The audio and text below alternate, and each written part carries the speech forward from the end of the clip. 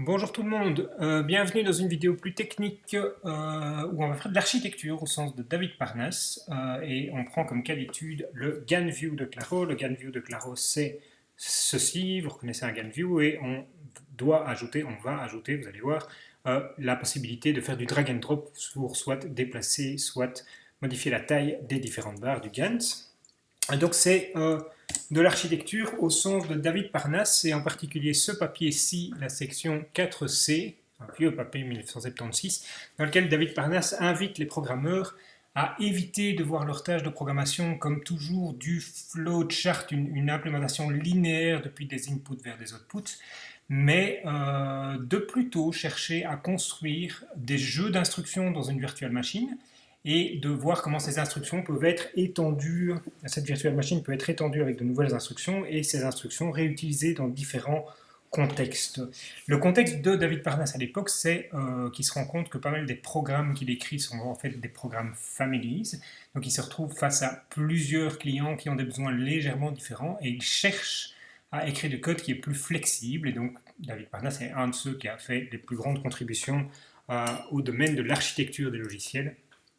J'applique ici la technique de virtual machine dans un contexte légèrement différent, puisque je l'applique dans un cas dans lequel les requis sont incertains. Vous verrez que ça fonctionne bien aussi, et ici on est sur une incertitude assez légère, mais certains comportements du Gantt chart, quand vous allez voir qu'on va resizer les barres, ne sont pas complètement évidents à trouver, et donc j'applique cette notion de virtual machine de Parnasse à cet exemple-ci aussi, et ça fonctionne très bien.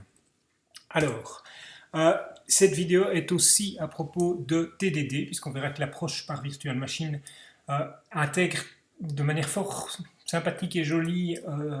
du testing manuel, et ce Gantt chart on doit l'essayer pour voir ce qu'on veut et justement réduire l'incertitude sur les requis, et de passer de ce testing manuel à du testing automatique en unit testing. On verra que l'approche s'y prête vraiment bien.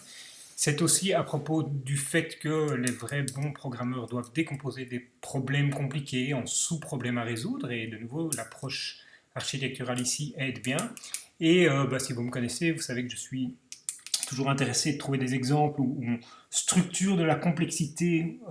c'est-à-dire des if then else typiquement, on a envie de supprimer ça du code et de les amener de manière structurelle au sein de l'architecture. Bon, ici c'est simplement des techniques standards orientées objet, mais que vous redécouvrirez sur un exemple.